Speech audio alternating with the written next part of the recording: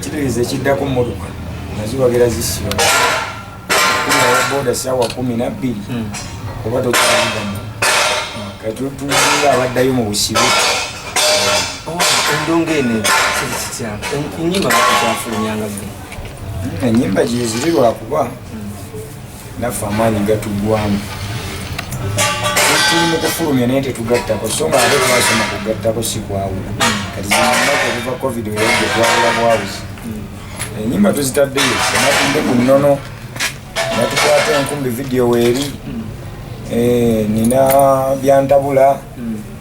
enyimba weziri naye tudde mbale sinata video ng'ekiŋŋaanya okuta video ezo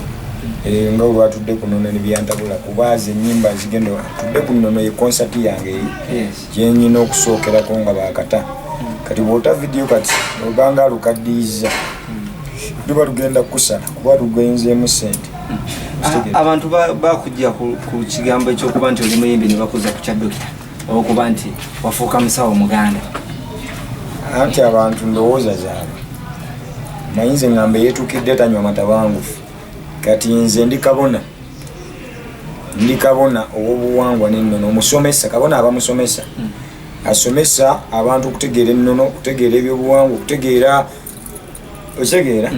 ate okujjanjaba nsobola kuba mbimanyi nkuze mbimanyi naye sinnaba kutandika kukola olw'ensonga nze saagala genda mbunkolera mu mbuga ya gundi mu kizimbe kya gundi ndi mu kubateerawo embuga kyovula mbagamba bulijjo nti ndi mu kuzimba essinzizo eddene limuyita essabo ery'obuwangwa n'ennono nti omuntu abe ng'asobola okujja n'atendereza n'asinza katonda we ng'ayita mu buwangwa n'ennono abantu kye batategeera bwe bagamba essabo balowooza kano akasubi osigete naye tulina okwawula essinzizo n'essabo ng'eddwaliro essabo liba ssabiro ssinzizo ery'obuwangwa n'ennono kati gwe kyoli mu kuzimba kye bayita essinzizo ery'obujjajja nti yo nzikiriza ya buwangwa na nnono era abantu bayitiramu ne bategeeza katonda eddoboozi nga bulaba abalokole n'abasiraamu bakatuliki kati n'obuwangwa n'ennono bano abadde babikola nga abasawo babikweka mu manju enzimbe baziteeka mu manju so nga embuga kitegeeza kubaamu ssabiro kati njagala kuzimba essabo oba essabiro erituuza abantu omutwalo oba abantu 7 nga lya buwangwa na nnono ebintu bino bibeeramu emikisa oluusi n'oluusi kyetuyita mu luganda ebisiraamu nti wali ng'okyali ewa pasita iga omugenzi wavaayo n'ogamba nti walokoka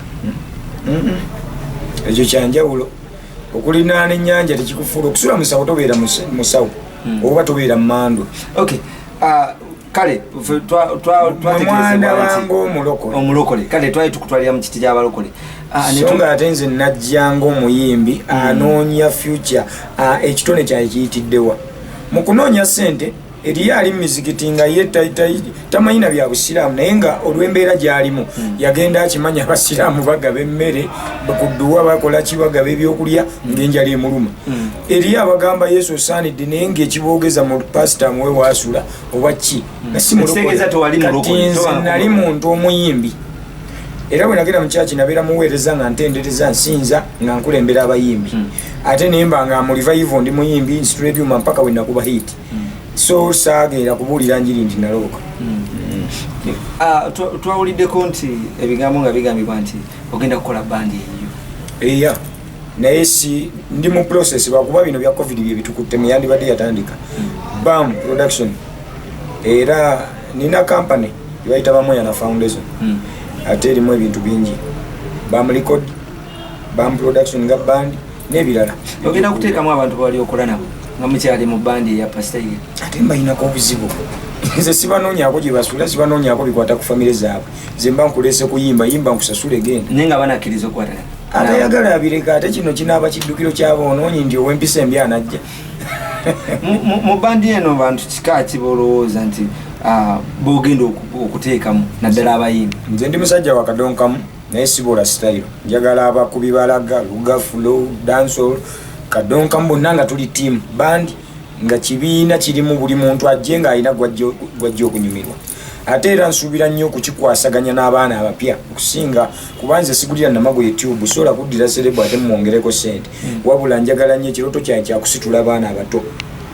Okitegedde kyankozeseza foundation kuba nti njagala kuyamba bano abakadde abatalina mwasirizi bano baana basina buyambi oli ayinza okugamba nti ndugu nakikola otya mu mbeera eno eriwo embeera egenda kuggwawo ate nakati era tulina betuyamba mu mpolampola mu katono ke tulina gwenga gukkiriza nti no kadongo kamu yavaako kuba kati abaana bakuba kidanda kadongo kamu tavangako naye kyebayita kadongo kamu kyebatamanyi mwe kyemuyita band style si kika kya music si kika kya music band kyandibadde ekibiina ekikozesa ebivuga ninandujja ekibiina kyeba band bwe kikozesa ebivuga nakikati abantu tebategeera kyebayita band ate nga nze band nandi mututte nga kadongo kamu new model omulongoseemu okitegedde era ne zino dance gundi gye tuyita backslaga abakadongo kamu okitegedde gwe bayita kadongo kamu oba gwe twanditaddemu engoma ey'ekidandali naye nga abakadongo kamu kati kadongo kamu ekyamutumisa kadongo kamu bali abasooka bakubanga gita etya naye kati nekituumibwa kadongo kamu naye nga music wa wano yenna kadongo kamu ye music wa wano biri byonna tubikopa bweru era tagwanga ate essaawa zino nze omu kuba muwaniridde omanyi okuzimba kirala waliwo bafonda bwoba otandikanga foundation waliwo bafonda ate ne babaawo n'abanajja okujeyingiramu olwa bizinensi okugikulakulanaze omu kubawaniridde kadongo kamu ate tulaba ennyimba tokyafulumya wadze mbusawo anti mulina obulema bumu abantu betuyimbira bamanyi nti akubwa ku radio ne tv yaba omuyimbi nze nyina ennyimba zenfulumiza wano nga tv tesobola zikuba nga newendukuba naawe oludduka nga muzeeyi wummula taamu egenda mulembe omuguta gundi Kampala aganye tulinga ŋŋaali video nungi abantu era bwogenda ku YouTube ne mu bantu mu byalo nduga wamaanyi nnyo era olaba nga azitowa kinene naye kati olw'okuba nti ennyimba ezo mmwe temuzikuba ku TV kyekibadde kindeesezza tudde ku nnono byantabula nga byavadde ennyimba ezo ze ndi mukola video nsobole oziteeka ku TV okitegedde naye covid n'atunyigamuko ninga kati ntabyaki nga sigenda nakukola neŋŋamba kannindemu naye ng'ennyimba we ziri twakulabye ng'ogenze okukyalirako muganda waffe Moses Radio eyatuva ku maaso Sekibogo nga gwe Sekibogo yali ategeeza kimbulamu kati nze kyekyo nakikoze olw'okuba nti mmanyi we yava yalina okuwa maama we kati maama wa ledi aba maama wange kuba bwe tuba mu music tuba ba Luganda ng'oyimba lago oba oyimba bikinze nkutwalanga bulaza kakati nakikoze okuba nti nange bwe ndivaawo simanyi aliwa wange ate n'abaana ba radio ffe ng'abayimbi ffe tuba tulina okuyimirira bakafeero radio baani ffe tuba tulina okuyimirira naye olw'okuba nti embeera ebadde tunyize mu covid nga neyandiwaddemu amatayina ne tuba nga nasobodde okutwala akatono kennyina ne mugamba maama siima ku mbeera eriwo tukyaleeta bingi kati radio mumanyi nga abamu ku balegenti abaali bakwatidde ekisaawe kya music okitegedde kafeero basudde sebatta radio Kamiliyoni baani be basajja abazimbye ekintu kino betwandibadde tugenda ne twebuuzaako okitegedde kati bw'aba yatuva ku maaso ffe ng'abayimbi kisigala kituluma buli woolaba ku ntaana ye kwegamba kikutwalira akadde ng'okyalowooza ku ye n'omujjukira ensonga lwaki nakutte gita neŋŋamba yali muyimbi siyinza kuva wano nga sikulye kuyimba nenkwata gita nennyimbamu awo naye nga osigala oyina ennaku ku mutima olwakiri kye yali akola nti abakubaawo ekisaawe kyandibadde ate alina ettaffaali lyayongerako ng'ogyeko Sekibogo yatuva ku maaso muntu kika ky'omulala gw'ogamba oba muyimbi kigogamba nti ono muyimbi e Uganda asobola okureplacinga radio kubaliwo essaawa zino abayimbi bangi abakazi n'abasajja naye nze ntunuulira nnyo King Saha Kamiliyoni ekyo ekintu yandibadde ate nga akivuga nnyo era y'omu ku basajja beŋŋamba nti naye waliwo kye bayita okutandika ekintu ne mukizimba naye bwe kituuka waggulu ne wabaawo abalina okikuuma okubeerawo kati essaawa zino ba King Saha ba Paraso tulina mwana kikati ba John Black lwaki njagala nnyo John Black nti yajja n'ekintu kikye kipya okuyigiriza nti titokopa gundi tolwanyisa gundi jangu n'ekikyo oyimba ofuuke sita okitegedde kati tulina nze mu kadongo kamu tulina Buyondo okitegeera abaana gye bali abayimbi naye essaawa zino tulina oyo muyimbi King Sai essaawa zino yayinza okuzzaawo kubanga agoberera ekintu kya radio okitegedde nze gwe ndaba okay nga tufunzafunza emabegakawo ebigambo byagambibwa nti Hassan Ndoga yagudde ddala era tokyategeera kati ekirungi gwe nsanze byali bituufu ebyo byenjogera olabamu ekyobulalu kati nze kyemmanyi omuntu buli bwoba osituka bingi ebirina okukutomera nti embuyaga efuuwa ayimiridde ekitegedde ettaala gy'otanakoleza tesobola kufuuyibwa mbuyaga nogaa nti yazikidde nga wadde tonnagikoleza so kati buli bwokoleza ettaala wabaawo ebijja kati ebyo bye tuyitamu aboogera boogere ekikulu gwondabye ndi mulamu ndi muyimbi ate ndi musomesa wa ggwanga olina abakulwana nga ggwe oba olina abantu abakuwalana sijja kugamba nti ono nooli naye nga gyebali kuba siriwo kutankuula ntalo nakubaloopa wansi bakyabo naye nga weebali gwe manya buli muntu yenna akola ekirungi wano ateeka okutwalibwa obubi eriyo abagamba nti katumuvunze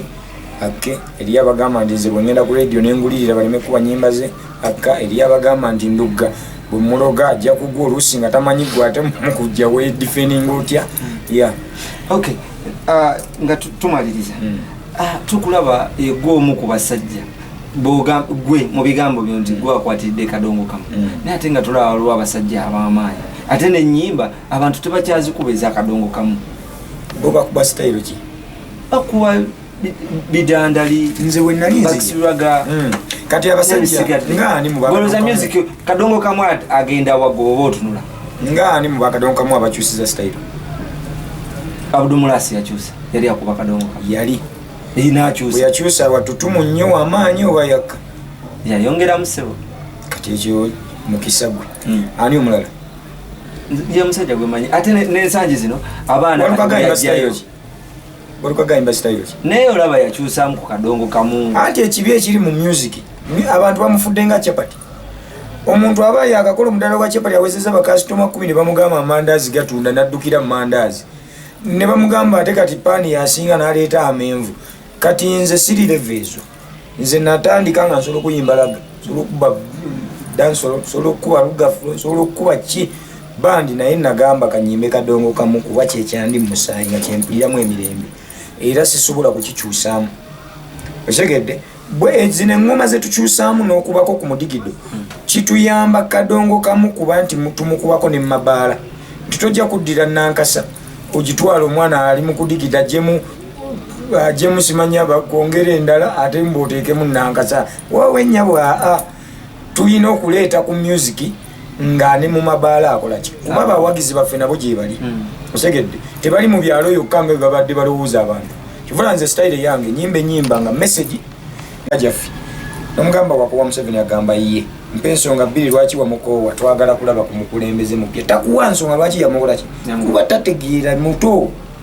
osegedde akuga twagala kulaba ku mukulembeze mupya numbuzo omupya omwagala mpa ensonga lwaki omwagala nga tagirina kubanga entegeerayo ekyali yakito kati ne mu music bwe kiri oli aganako wakadongo kamu n'omubuuza mpa ensonga lwaki wamukoowa naye nga ate bamuwuliriza eyo mu mpolampola omanyi abannayuganda ate asoma yasinga owuliriza oluyimba lw'oluzungu nomusaanya enyo omutwala aga abavubuka abaliwo nti yasoma kisinga namubuwala buno bweyita busire queen kusanga tesikayivu kafu naye olwokuba akagala okugenda n'omudembe nekatandika owuliza ennyimba z'oluzungu omusaanya enyo omutwe nomubuuza bayimbye ki nga tasobola kuddamu kye bayimbye kati nze eyo si yerevu gyendiko nze nyimbira oyo ku 10 bwe nfunako abantu 3 abanjagala ensanvu munoonye be muwagira kuba tasobola kwagalwa nsi yonna kivula siyimba kuvuganya siyimba kulwana ntalo ate siyimba kuvuganya abantu kubajjawo mbuuze mbeerewo omu nyimba kusomesa nsi osegedde nkola binyumira ebyo ebinyumira abawagizi bange tweyanziza sebo